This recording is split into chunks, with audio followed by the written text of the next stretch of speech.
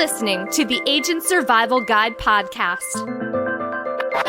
a podcast for today's insurance agents.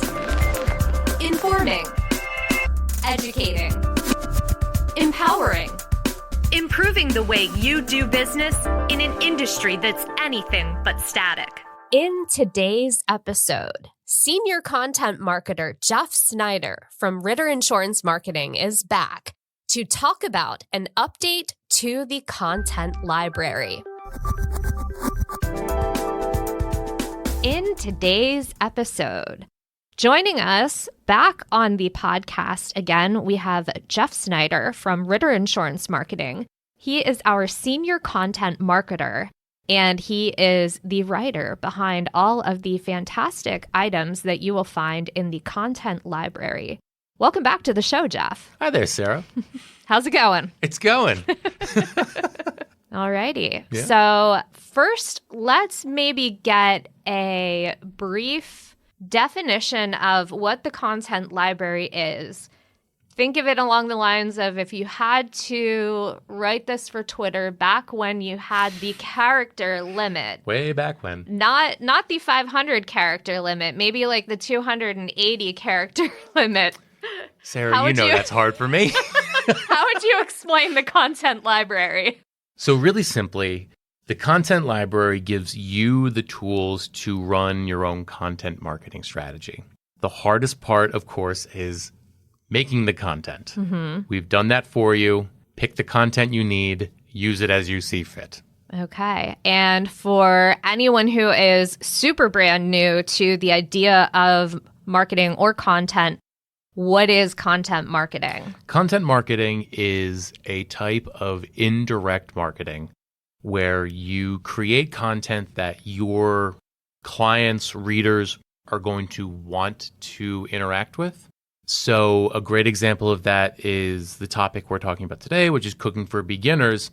You're creating content that your clients are going to want to read. Mm-hmm. And in doing so, you either stay top of mind for your clients or maybe get in front of their eyes for the first time or build trust, inform them. You're creating neural pathways so that whenever they see these subjects, they think, oh yeah, I learned about that from Agent X. Right. And are these pieces of content that we have in the content library, do those always have to do with insurance? Oh, no. We cover many different topics. And why is that such an important or, I guess, useful part of content marketing? That was a hard thing for me when I was first starting out to kind of grasp the concept is, if I'm an insurance agent, how in the world and why in the world would I talk about things other than insurance? And you could certainly do a content marketing strategy that only covers insurance or Medicare or even health. But you don't have to. And I mean, as an agent, do you spend your time 100% thinking about insurance or Medicare even when you're off the clock? No. Life has many facets. Mm-hmm. And what you're doing with content marketing is meeting people where they are. Okay. A great example is today's topic, cooking for beginners. Let's say somebody's looking for a recipe and you happen to have the recipe they're looking for. That gets you in front of somebody's eyes that would have not otherwise seen you, Mm-hmm. And then they might not immediately need you for a sale, but let's say down the road they're looking for some sort of insurance plan or a Medicare plan or dental or what have you. Mm-hmm. They'll be like, oh, I've heard of this person. Mm-hmm. They might be able to help me with my issue. Right. And I think that is probably the biggest piece of all of this is that, we talk about having a community presence and being that name in your community that people associate with what you do. And it's a way that you can get to be that name for that person prior to them even realizing that they need this type of coverage, that they're looking for this type of coverage, because quite honestly, you want to already be in their mind when they're looking. You don't want it to be, well, I need this. Let me go online. if you are not the person that they have heard of previously, they're going to go with the competitor that they have heard of previously. So this is one way to be able to kind of get that name out there in other ways than just some of those community, sponsorships, things like that. And for agents starting out, this can be a really good way to start that word of mouth effort. Obviously, we want to pull in other pieces as we're going through and kind of making that name for ourselves. Now, you do have a topic specifically that we are talking about here today. What is the newest series that is available on the content library? So if you're one of our agents who regularly has been checking back to the content library, you will have noticed a new series being added at the bottom of the page, kind of a little sneaky, a little secret, because it isn't officially out at that point yet, but Cooking for Beginners. And Cooking for Beginners is really taking an essential skill and helping you get started. Many people don't cook because they don't know where to start learning. I know how to microwave. I know how to put something in the oven and follow the packet. And that's all incredibly valuable. A microwave can be really time-saving and an effective tool. But if you do want to learn, knowing where to start is key. So this series is aimed at helping your clients, or you, learn some basic skills that can carry them as they start cooking at home. And I know last time we got on our soapbox a little bit, but to get on back up there, it's a very comfortable place. I kind of think like everyone should have at least like 1 to 3 recipes that they know how to make easily, just because it's a basic skill so that you can do your own thing, you know? So hopefully throughout this series, we're going to give you the skills to have that 1 to 3 or maybe 5 or more different recipes and dishes that you know how to cook. Okay. I would say that that's a good thing to know. I remember back in the days right before I moved out prior to getting married, my mom scheduled these little lessons where I learned how to cook the family dishes. That she taught me how to make the lasagna, because I had watched her do this multiple times, but I had never actually sat down and done it. Same thing with the chili. And now those are 2 of the dishes that I make for our family. So I'm the lucky party that I don't have to cook. The downside of that is I do have to clean up afterward. Yeah. Growing up, I came from a household where like my parents were both very busy. My mom could cook, and whenever it was my dad's turn to do dinner because we were going to like soccer practice or something, we'd get hot dogs or like a chicken patty, which was, hey, Dad, they were delicious dinners. I'm not knocking you, but he doesn't cook. So it wasn't something I learned until I kind of got into college, and some of my friends kind of know some recipes on how to cook, and it spiraled from there because I like eating, and cooking is just one step in eating. So that's very true. Very true. And I think that's how it progresses for a lot of people. I was lucky that my husband's mom is a fantastic chef. So she taught all of her kids how to cook so well. So they're all really fantastic. And they know how to also do the preparations.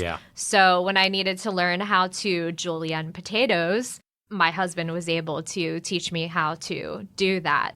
So for this series, we're talking all of these cooking tips, basics, what all is included in this particular series. So we do cover a lot of basic techniques and skills and tips for that matter to make you a better home cook. So things like searing, which is one of the best ways to make a steak or really any kind of protein, I think.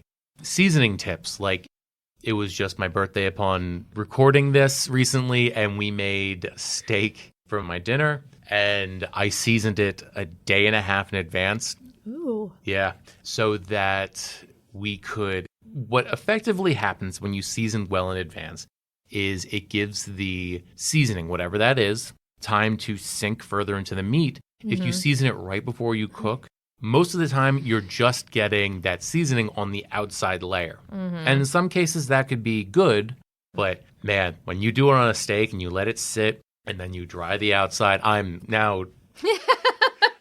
So in our little neck of the office, This is a regular occurrence where we will talk food first thing in the morning, and then we all get very hungry at like 8 a.m. We are literally ready for pit barbecue, slow roasted at 8:30, 9 o'clock in the morning. It is a horrible habit, and Jeff is right. It is our corner of the office. We do this literally every day that we are all in here together. I do want to say happy belated birthday. Thank you. But yeah, back to the topic at hand. We also talk about how to make pan sauces, which is a really useful way to take the flavor that you get from a meat and then utilize every ounce of flavor from a dish. It's really an easy way to kind of take that up another notch. Or meal prep tips and the value of mise en place, which is just making sure everything is organized before you get started. And that was, I will say, the hardest lesson I learned when I first started cooking was getting prepped beforehand. Yeah, there are certain recipes you can make on the fly. Like, you don't need to read them ahead of time. Things like, say, making a macaron. Those you need to read ahead of time because you need to have... There are certain steps that need to happen. Sometimes they need to happen in quick succession, and you don't have the time to be reading what comes next. And I think one of the biggest part that I learned when I was reading through that was how to properly pipe everything so that you make sure that your macarons get feet. And that was its own article aside from the actual recipe. So that was my first, I guess, entree into the world of needing to read the recipe before you just dive in and do it. Well, we actually have one of the early articles in this series covers the value of using a recipe. And I make the analogy that your recipe is your roadmap. You know, and the very first time you're going someplace, you wouldn't just go blind necessarily. You'd read the roadmap. I'm seeing Sarah looking around the room, so she might be guilty of this. Don't be like Sarah. So fun fact. One of my husband and I's favorite thing to do when we wanted to go out to eat prior to having our daughter was we would just start driving. And we would just, wherever we would see that looked good or sounded good at the time, that's where we would end up. Sometimes that went well. Sometimes, as you can imagine, it did not go well. But that was a fun thing that we used to do. But if you're working with sharp objects and hot surfaces, it does help to read the recipe in advance so that you know where you're going before you get there. Yes. The amount of times where I haven't read a recipe and started to panic halfway through, and then that got me flustered, and then I ended up, nicking my finger or burning my hand. Don't be Jeff. Be smarter than Jeff. Be where I am now, which is I read the recipe before and I'm prepared. The more prepared you are, the safer you are in the kitchen. And there's a lot of safety hazards in the kitchen. Yes, there are. Speaking of safety hazards, it's funny that you say, well, not funny because that's a little sadistic to say that, but to hear you say that you nicked yourself, my husband and his family really also have a horrible habit of cutting themselves while prepping. And I think that's something that you don't always think of when you're cooking. I know we keep sharp knives at home because a safe knife is a sharp knife. A sharp knife is a safe knife. And I don't know that I would have thought of that prior to really getting into cooking and understanding Alton Brown from Good Eats. Love Alton. He showed the motions that you're supposed to cut with. He did an entire episode on how to cut with a knife. And I would not have known that that was a thing prior to watching that episode. So yeah, I mean, really, we cover knife safety a couple of different times. In fact, the very first packet in the series does discuss basic knife skills and safety. And for those of you wondering, a sharp knife is a safe knife because a dull knife has more of a chance of catching what you're cutting through. It can slip, and it still would be sharp enough to cut you. Whereas a sharp knife, it glides through whatever you're cutting. It's vastly safer. And the other basic knife safety rule is there's no safe way to catch a falling knife. Just let that thing fall and get out of the way. And please don't leave knives in soapy dishwater. No one wants to find that. I've done that many times. So in addition to some of those safety tips and things like that, what else can we find in this series that you have? So we have a handful of recipes. I do kind of talk about searing to an extent in a way that could be considered a recipe-ish, but we also have traditional recipes in the sense of how to make homemade fresh pasta. The dough specifically, but also how to shape it into like a pappardelle. We also do fresh bread, and I discuss how you can take and make it a crusty bread, like a technique you can use to make a crusty like baguette, which is my favorite way to do it. Okay. Which is this, and this is you don't have to read the article for this, but the simple way is you add water into the oven when you're cooking it so that it steams, which creates the crust. Okay, I'm going to have to use that once I actually get on the sourdough starter thing. You know, my wife, Jamie, just started making a sourdough starter, and I've never been a huge fan of sourdough, but I'll get into it. My husband loves sourdough, and that's one thing that I've been trying out kind of in the cooler months is making different kinds of breads because he loves the smell of fresh bread in the house. So sourdough is the next thing on the list that I need to tackle. So. Yeah. But we also talk about how to make a stock and the difference between a stock and a broth. And Sarah's making a face now like she's going to go right. So that's funny because I guess I thought that they were the same thing. And the bad thing is I usually just pick up whatever I can find first in a box at the store. I did not know there was a difference. Oh, yeah, there's a difference. The difference between a stock and a broth is a stock. A stock uses bones and meat and whatnot to flavor the water, whereas a broth is basically you're cooking a protein or the vegetables and you're flavoring the water that way. Okay, so answer me this. Then what is bone broth? Is bone broth stock marauding as broth? That is an insanely good question. I've seen they do have bone broth, so I'm curious, but I never knew that there was that difference between stock and broth. I guess I thought that they were interchangeable terms. The big difference, I want to say stock has the collagen and the bits from the bone. Okay. Which I cover in the article itself, but you got to read it to find out, I guess. Yeah, but I like vegetable stock, I think is essentially then always a broth, but there is a difference.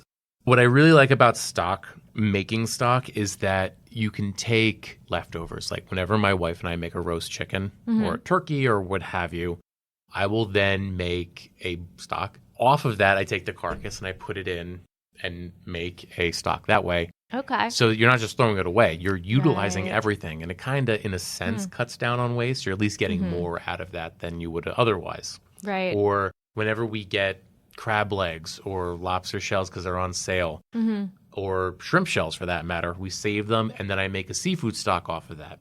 Okay. I have heard of people doing that with vegetables, just using the the peels and scraps and things and making a stock out of that. Yeah. So it's interesting that you can essentially do that with the other items. A big thing I always try to do is cut down on food waste. It's something that I've, learned more about and tried to find ways of reusing stuff. Like one of my favorite things, and we actually had a series on Medicare for Living about reusing leftovers for the next meal. And one that I do all the time is whenever we have leftover mashed potatoes, I take those mashed potatoes, add some flour, and I make homemade gnocchi. Easiest way to do it. Super great, tasty. And you're, reusing something that might otherwise get thrown away. Right, right. I remember when I was little, we would literally just take the mashed potatoes and put them as blobs into the pan and just smush them down, and they make little potato puff pancakes out of them. I asked my mom about this the other day, and she recalls her making them for me. I remember my dad making them for me, and it being like a my dad clever food usage type thing. But apparently it was my mom that did it. So apparently my memory was incorrect. What else do you have in there that you can tell us about? Is there any more content that you can talk about? So back when we had Medicare for Living, we'd also take questions sometimes, and I turned some of those food and cooking-related questions into frequently asked questions. And we actually have two different packets of frequently asked questions. So here you'll find, how can I tell what heat to cook something at? And I actually talk about 350. It's a pretty good go-to, unless like we have a recipe for roast vegetables in there, and that's like 400. Yeah. You know, okay. and how robust an ingredient is will often determine how high you can cook something at. Or like dairy, you usually want to cook much lower because it can scorch easier. So Interesting. what heat to cook something at is an important lesson to learn. But also, how can you tell if chicken is cooked? Because it's white meat, so it's not as always obvious. How to prevent cross-contamination. How to fix adding too much salt to something, which is something I do all the time. So it's a good question for me. Yeah. The chicken, how do you make sure the chicken is cooked properly? This is the answer. You let your husband do it for you. That is the one thing I can't cook raw chicken. I can't do anything with it. If I make it, I'm not eating it because it absolutely disgusts me. What of those who don't have husbands? Do I have to talk to my wife to ask her husband to check? Well, you can call my husband and ask him. There we go. Yeah, he'll tell you. Back on your subject of not wasting food and meal prep, there are a lot of times that I will actually ask him to cook way more chicken than we need on a Saturday or Sunday on the Blackstone so that we have it for other purposes during the week. And we will get to these recipes down the road, but all the recipes I, for the most part, came up with, unless I credit them elsewhere. And it's my wife's roast chicken recipe. And then we have a recipe following that of taking that chicken recipe and then using the leftovers to make a chicken pot pie. Okay. So a way to use everything, because it is the same basic ingredients. You're just doing it in a different form. Right. That's my favorite thing after we have turkey for Thanksgiving. You always have so much leftover turkey. Turkey salad. After a couple days. We have one coming for that.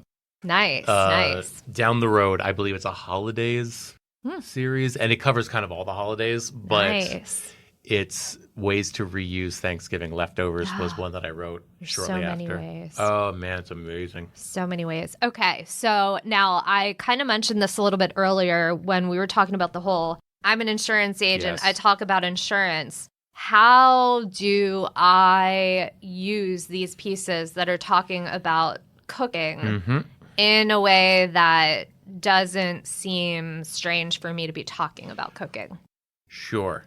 And that can be tough. And it really does take a mindset shift in order to get to that point where you feel comfortable doing that. And what it does show is that you think about your clients as more than just clients. You think about them as people. So you're giving them this information for free to help them in other ways. And we've talked about this in previous episodes on the podcast, but you really you're helping them and showing you think about them as humans as well. So how can you use cooking stuff in your usually insurance-based communications? These are really effective for filling space on newsletters and blogs. Okay. Super easy. You're doing a newsletter. You have like one article kind of covering the basics of some sort of Medicare thing. That's not enough to really justify a newsletter. So you quickly hop on and you download, let's say, one of the recipes or more techniques and tips. And you just pop that in. You're good to go. You know, because people like to read food and cooking content.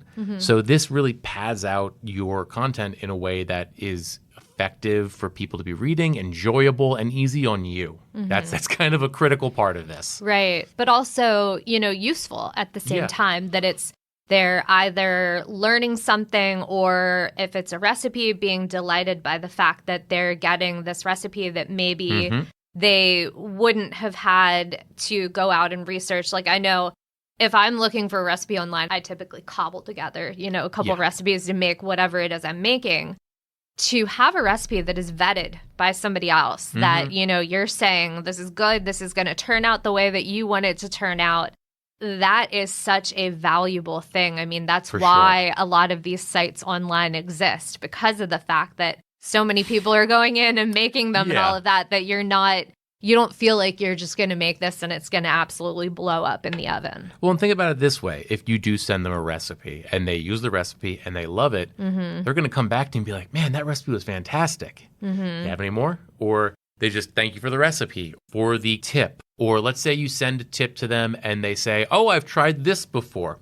You're keeping the conversation going, you know? Mm-hmm. So it's an effective way to continually be talking to people. And the more you talk to people, especially outside the insurance environment, the more top of mind you're going to be. And really, that's what marketing is, right? Being top of mind. So when they think about needing your services, you're what comes to mind. There you go. So another way, social media is something that everybody kind of has to do these days if you're marketing, but very few people understand it. A lot of people don't like it. And trust me, I completely understand. So this kind of stuff is super effective for social media, whether that's tips. So let's say you post one of the recipes online. Let's say you post some of the cooking tips or techniques and kind of define it. That can be really, really useful.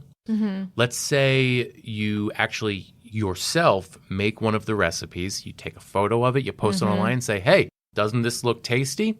Well, here's the recipe. And then you link to the recipe or you share the recipe. Again, it's an effective way of staying top of mind, but also active because social media is an attention economy. The more active you are, the better it's going to be for your own efforts.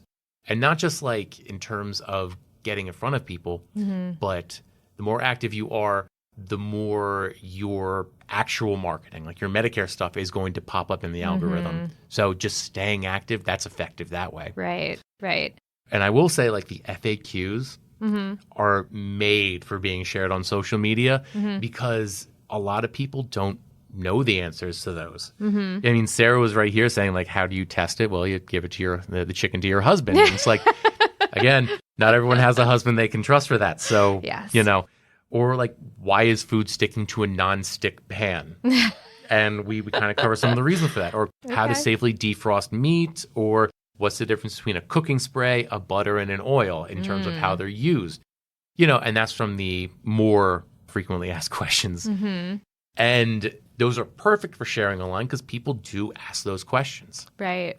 And some of those answers to those questions change what you would use depending on what you're making.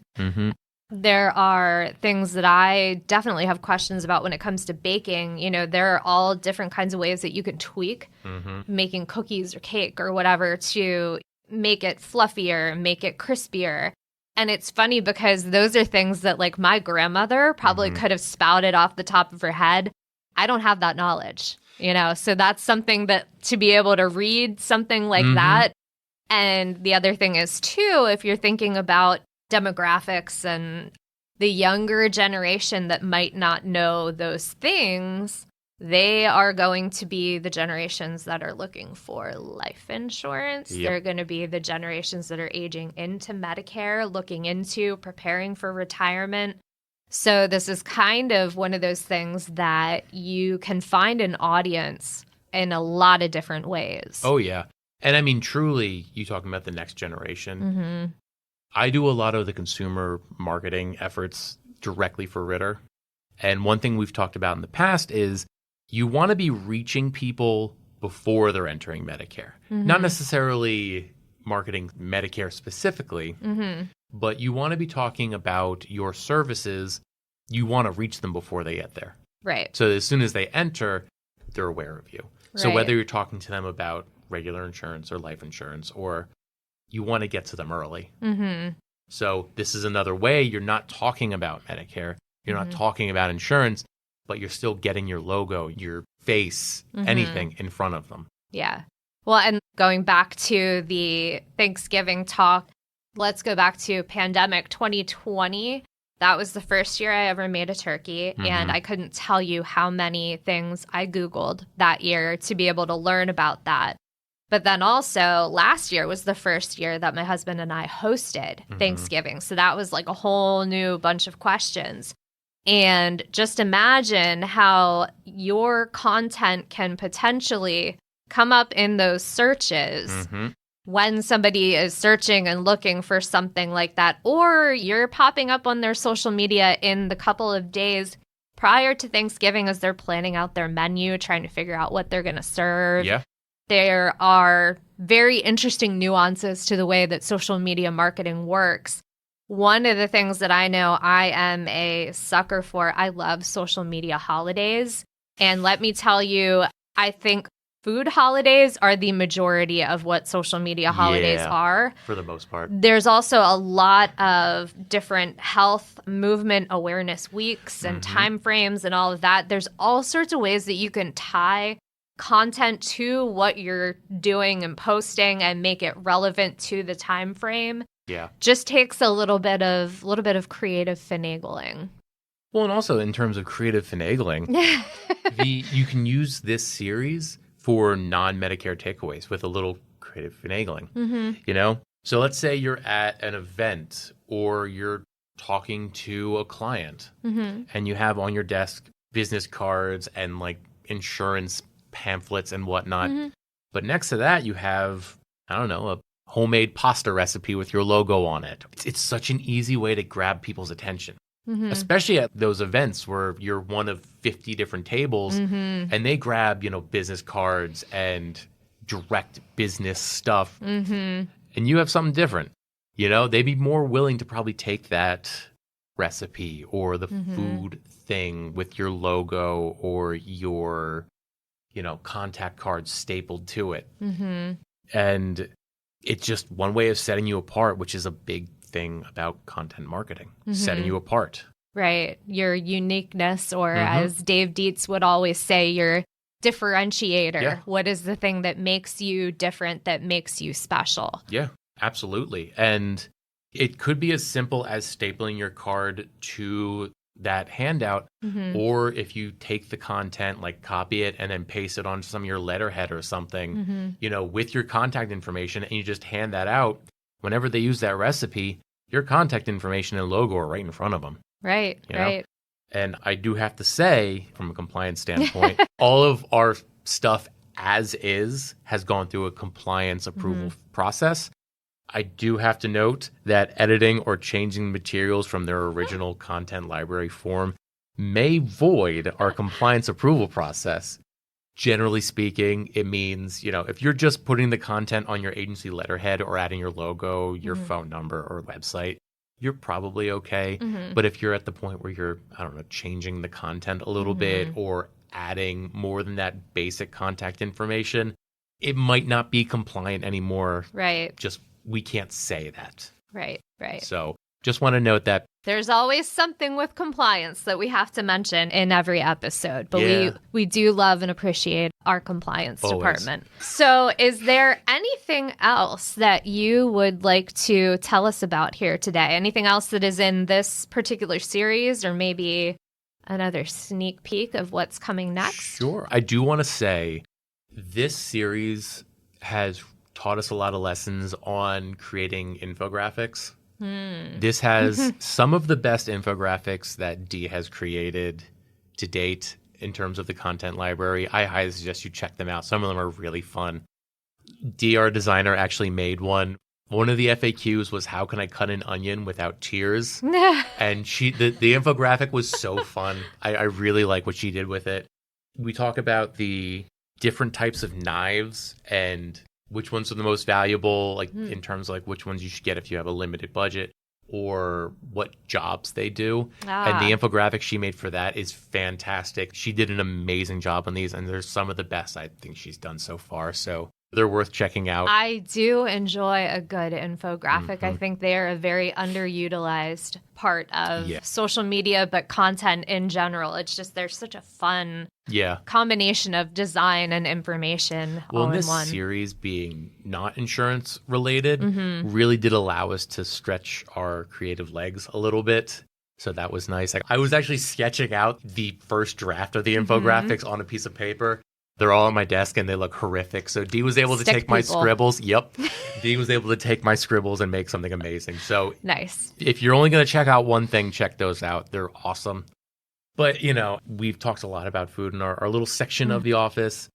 I do think cooking and understanding where your food comes from and knowing those skills, not only does it allow you to do it yourself, but it gives you an appreciation when you're out and actually at a restaurant. It gives you that whole other level of appreciation.